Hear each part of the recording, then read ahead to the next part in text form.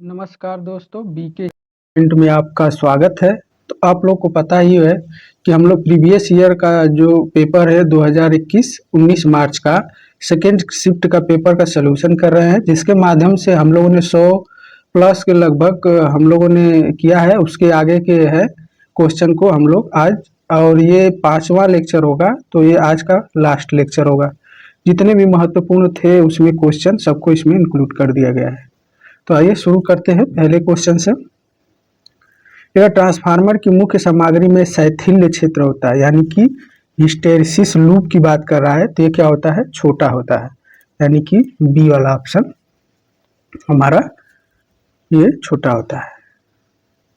आगे है दूसरा,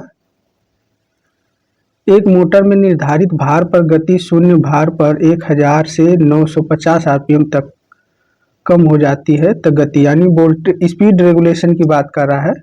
तो जैसे वोल्टेज रेगुलेशन का फार्मूला होता है no load voltage full load, उसी तरह नो लोड स्पीड यहाँ पर होता है स्पीड के बाद में no load speed minus full load speed upon के full load speed into 100। Formula लगा दीजिए। तो नो लोड कितना है आपका 1000 माइनस 950 बटे के 1000 इंटू 100। 0 0 कैंसिल, इसमें से घटेगा तो कितना आएगा 50 बटे के 10, यानी कि 0 से 0 कैंसिल, यानी 5%, यानी कि ए वाला ऑप्शन हमारा सही हो जाएगा। आगे है तीसरा, 0.5 ओम आर्मेचर प्रतिरोध 180 वोल्ट पश्च विद्युत वाहक बल बैक ईएमएफ जिसको बोलते हैं के 200 वोल्ट डीसी सीरीज मोटर द्वारा कर्षित धारा यानी लोड धारा कितनी होगी? तो इसमें हम लोग जानते हैं कि ईवी बराबर क्या होता है, बैक ईएमएफ बराबर V माइनस IA/RA, ठीक है, ये होता है। तो बैक ईएमएफ कितना दिया है हमारा? बैक ईएमएफ कितना है 200 वोल्ट, और सॉरी 180 वोल्ट। बैक ईएमएफ कितना है 180 वोल्ट, बैक ईएमएफ 180 वोल्ट पश्च विद्युत वाहक बल के 200 वोल्ट डीसी से, ठीक है 200 वोल्ट ये हो जाएगा माइनस आर्मेचर करंट दिया नहीं है, आर्मेचर प्रतिरोध दिया है, तो ये हो जाएगा IA इंटू 0.5। तो इधर आएगा तो कितना हो जाएगा माइनस 20 वोल्ट, 180 में से आ जाएगा तो माइनस IA इंटू 1.2 लिख सकते हैं ना 0.5 को, इधर जाएगा तो क्या माइनस माइनस कैंसिल 0, ये हो जाएगा 40 एम्पियर। तो 40 एम्पियर इसमें आर्मेचर धारा है। तो हम लोग जानते हैं सीरीज में आर्मेचर धारा, सीरीज धारा और लोड धारा सब समान होता है। तो हमारा आंसर क्या हो जाएगा ये। आगे है, किसी वियोजक परिणामित यानी आइसोलेटेड ट्रांसफार्मर में होते हैं। तो आइसोलेटेड ट्रांसफार्मर क्या होता है? जिसकी दोनों बाइंडिंगें क्या होती हैं?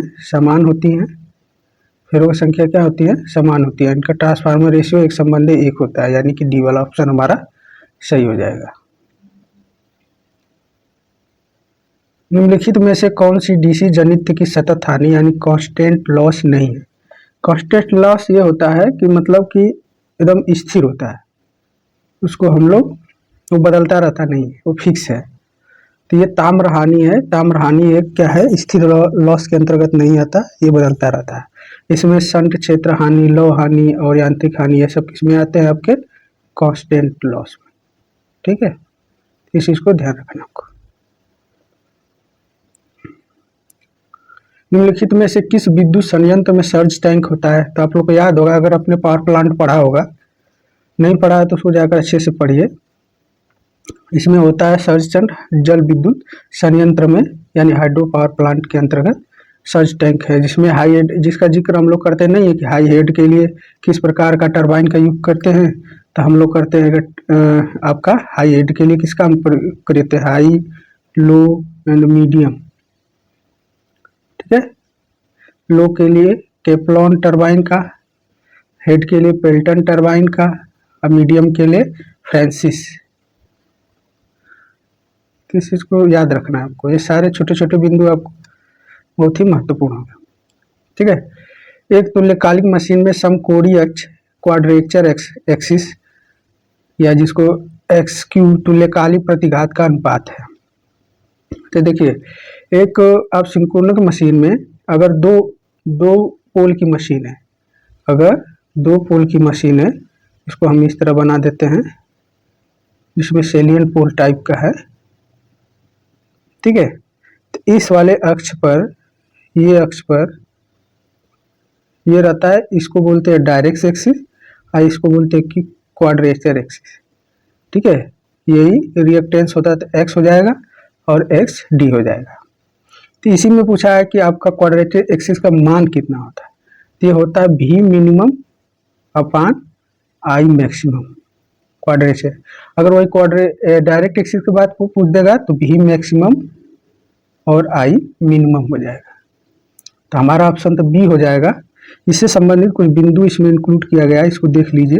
देखिए यहाँ पर लिखा है यही चीज, सिंक्रोनस मशीन में दो टाइप के एक्सिस होते हैं, एक को बोलते हैं डायरेक्ट एक्सिस, एक्स डी के नाम से है, तो इसका देखिए V maximum upon I minimum. Quadrature axis reactance जिसे एक्स क्यू कहने से X Q V minimum I maximum. X D is greater than, ये बहुत ही महत्वपूर्ण है, X D is greater than X Q. देखिए बताया ना कि इसमें दो पोल की अगर मशीन होगी कि ये दो है, तो देखिए इसमें डी डायरेक्ट एक्सिस और क्वाड्रेचर एक्सिस, इस चीज को ध्यान है। अगर वही चार पोल का होता है तो यहाँ पर आ जाता है ऐसे, जैसे ये चार है तो अगर ऐसे तो इस तरह से हो जाता। नौवां है, अरे सॉरी आठवां, एक चालक का प्रतिरोध इसके व्युत्क्रमानुपात है। तो हम लोग चालक क्या होता है, देखिए चालक यानी चालक का प्रतिरोध आर बराबर हम लोग लिखते हैं ना रो इंटू एल बाई ए, इसका बेसिकली ये फार्मूला होता है प्रतिरोध का। तो ये क्या होता है, प्रतिरोध है, देखिए लंबाई पर भी निर्भर करता है, अनुप्रस्थ काट के क्षेत्रफल पर। इसमें ऑप्शन क्या क्या दिया है, प्रतिरोधकता यानी रेजिस्टिविटी, ये तो है, इस पर भी डिपेंड, अच्छा व्युत्क्रमण मतलब उल्टा इसके विपरीत, यानी इसके अनुप्रस्थ काट का क्षेत्रफल, यानी डी वाला ऑप्शन हमारा सही है, यानी अनुप्रस्थ काट के क्षेत्रफल के व्युत्क्रमानुपाती होता है। नौवां देखेंगे, फ्लेमिंग के बाएं हाथ के नियम में तर्जनी हमेशा दर्शाता है। तो हम लोग जानते हैं कि फ्लेमिंग के दो नियम होते हैं, एक राइट हैंड रूल, एक लेफ्ट हैंड रूल। बाएं हाथ का नियम क्या कहता है, देखिए बाएं हाथ के नियम में, अच्छा ये दाएं हाथ का नियम बना रहे हैं, एक मिनट। बाएं हाथ के नियम में देखिए ये है, इस प्रकार से हम बना दिए, ये थंब है, थंब किसको दर्शाता है, आपके बाएं हाथ के नियम में एक फोर्स को, किसको, फोर्स यानी बल को, और ये क्या चुंबकीय क्षेत्र यानी मैग्नेटिक क्षेत्र को दर्शाता है, जिसको तर्जनी बोलते हैं, और इसको आप इंग्लिश में फोर फिंगर के नाम से जानते हैं, और इसको मध्यमा बोलते हैं, मध्यमा मिडिल फिंगर, और ये क्या धारा को दर्शाता है। तो यानी थंब फोर्स को यानी बल को, चुंबकीय क्षेत्र को तर्जनी, और मध्य बिंदु यानी मिडिल फिंगर धारा। तो हमें पूछा क्या है, तर्जनी, तो ये क्या है, चुंबकीय क्षेत्र को। और ये बाएं हाथ का नियम मोटर के लिए लागू होता है, ये किसके लिए है, मोटर के लिए, और दाएं वाला जनरेटर के लिए। देखिए जनरेटर वाला है, जनरेटर देखिए गति, चुंबकीय क्षेत्र और उत्पन्न ईएमएफ, ये डीसी जनरेटर के लिए। 10वां है, किसी डीसी मशीन में प्रत्येक चालक चुंबकीय फ्लक्स से पर और इसकी गति की दिशा में स्थित होते हैं, 90 डिग्री पर होते हैं। किस पर होते हैं, 90 डिग्री पर। अरे हम लोग उसमें पढ़े थे ना डीसी जनरेटर में। शून्य भार पर प्रचालित होने से इनमें से किस मोटर की गति अत्यधिक होती है, अत्यधिक की जगह यहाँ पर भयानक भी लिख सकता था, ये होता है डीसी सीरीज मोटर की, जो बिना लोड के अगर शून्य भार पर चलाएंगे तो बहुत ही खतरनाक गति पकड़ लेगी और बेंडिंग भी जला सकती है, तो इस चीज को ध्यान रखना। 13 है, एक 4 ध्रुव 20 किलोवाट 180 वोल्ट वेव बाइंडिंग वाले डीसी शंट जनित्र में प्रत्येक समांतर पाथ में धारा हुई। देखिए पूछा प्रत्येक समांतर पाथ में, पहले एक पाथ में देखिए, पहले इसका वोल्टेज है, धारा की बात हो रही है, तो धारा देखिए आई बराबर होता है पी अपान भी, यही होगा। तो ये हो जाए 20 किलोवाट, 20 किलोवाट है ना, कितना हो जाएगा 305 180 वोल्ट हो जाएगा। तो देखिए ये से कैंसिल और इसको कटा 2 9 18 यानी 100 बटा के कितना हो जाएगा 9। ठीक है 100 बटा के 9। और वेव बाइंडिंग में क्या होता है कि समांतर पथों की संख्या हमेशा क्या होती है 2। तो अगर इसमें भाग देंगे तो ये आएगा 11.11 करके। ठीक है अब इसमें 2 से भाग दे दीजिए तो क्या आएगा सॉरी अच्छा यही 1000 होगा ना। तो 111.11 हो जाएगा। तो 2 से भाग करेंगे 2 5 10 2 5 10 10.2 5 10 2 यानी 55.55 यानी डी वाला ऑप्शन हमारा सही हो जाएगा। ठीक है आगे बढ़ते हैं 14 नंबर। आपूर्ति वोल्टा में परिवर्तन के कारण अत्यधिक प्रभावित होने वाला उपकरण है विद्युत उपकरण यानी ए वाला ऑप्शन सही हो जाएगा। एक 6 पोल 50 हर्ट्ज प्रेरित मोटर 970 आरपीएम पर चल रही है तो घूर्णन यानी रोटर धारा होगी। तो हम लोग जानते हैं पहले कि रोटर धारा के लिए फार्मूला लगता है एफ आर बराबर एस इंटू एफ यानी कि हमें क्या चाहिए स्लिप फ्रिक्वेंसी तो दिया है। और स्लिप का फार्मूला क्या होता है स्लिप परसेंटेज। तो पहले तो सिंक्रोनस स्पीड निकाल लेते हैं। देखिए सिंक्रोनस स्पीड निकालने के लिए 120 एफ बाई पी हो जाएगा। तो 120 इंटू 50 पान पोल कितना है 6 6 दूना 12 2 5 10 यानी सिंक्रोनस स्पीड कितनी आ जाएगी 1000। अब 1000 आ गई तो स्लिप का मान निकाल लेते हैं। वही सिंक्रोनस स्पीड 1000 970 अपान 1000 गुणे 100 0 0 कैंसिल ऊपर हो जाएगा कितना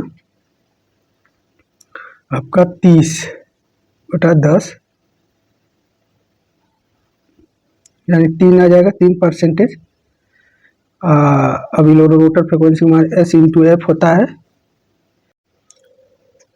सिंक्रोनस की 3/100 फ्रिक्वेंसी क्या है एफ 50 गुना के 100 ये हो जाएगा 1.5 हर्ट्ज यानी आपका क्या हो जाएगा बी वाला ऑप्शन सही हो जाएगा।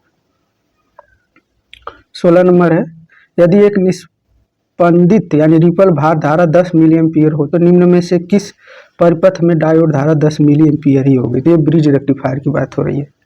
ठीक है जो इसमें रिपल धारा देखने को मिलेगी हमें वही धारा आपको ब्रिज रेक्टिफायर में भी देखने को मिलेगी। निम्न में से ब्राइटनेस यानी चमक की इकाई है लैम्बर्ट। इसको क्या बोलते हैं हम लोग लैम्बर्ट। लक्ष्य कैंडला किसके ज्योति तीव्रता की लक्ष्य किसे प्रदीप्ति की लुमेन किसका है आपका लुमेन फ्लक्स का।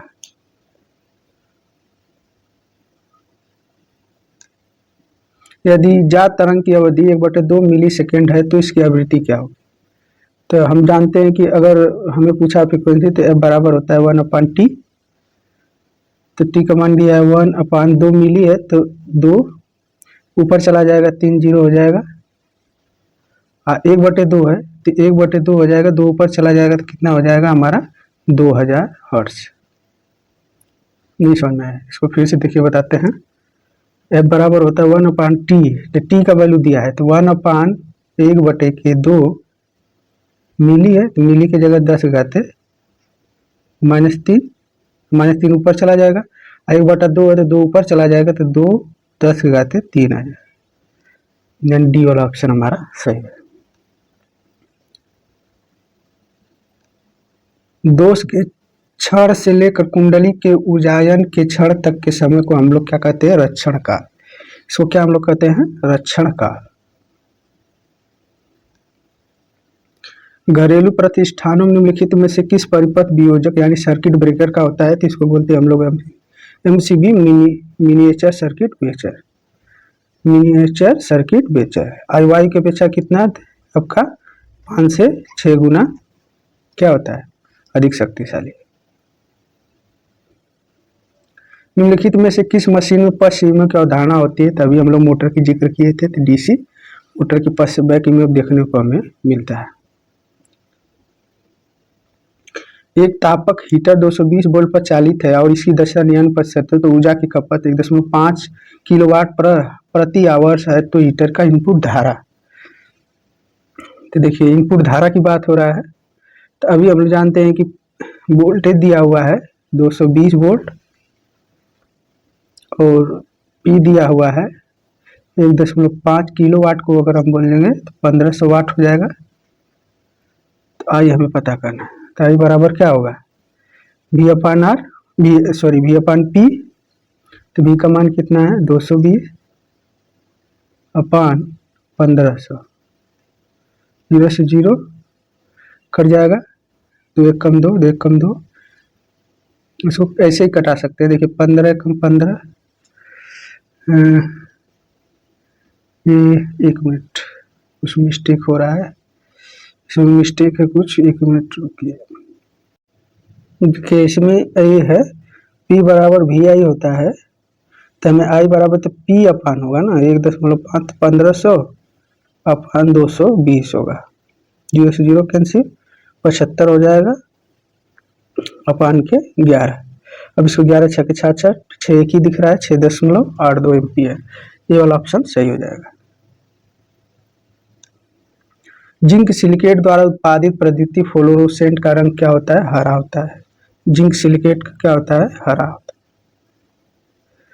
दो बैटरी E1 और E2 जिनका विद्युत वाहक बल 6 वोल्ट 2 वोल्ट है तथा आंतरिक प्रतिरोध क्रमशः 2 और 3 ओम है, तो एक 5 ओम प्रतिरोध के साथ समांतर क्रम में जुड़े हैं, तो बैटरी का टर्मिनल वोल्टेज कितना हो?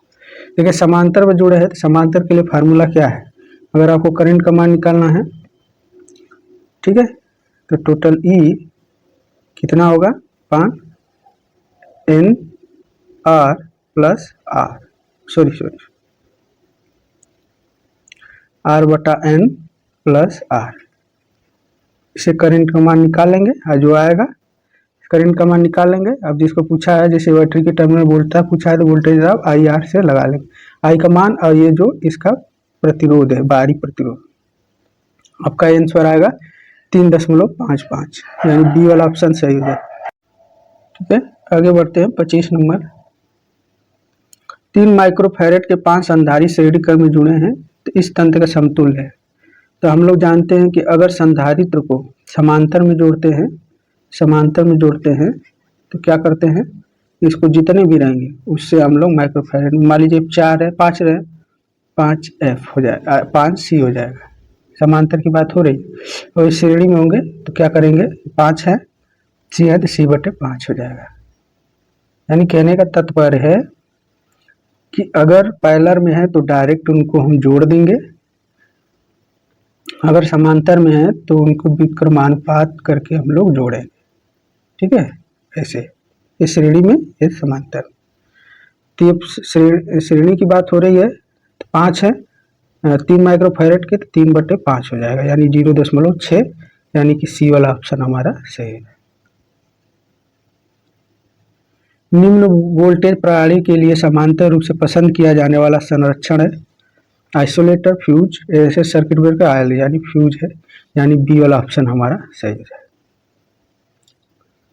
भार में वृद्धि के साथ स्थिर गति दर्शाता है, यानी कि भार में वृद्धि है तब भी स्थिर गति दर्शाएगा, तो इसको हम लोग बोलते हैं डीसी शंट मोटर, जो स्थिर गति से चलता है। निम्न में से प्रदीप्ति की इकाई, इसका जिक्र हम लोग किए हैं, क्या होता है प्रदीप्ति की इकाई, क्या होती है आपका लक्स।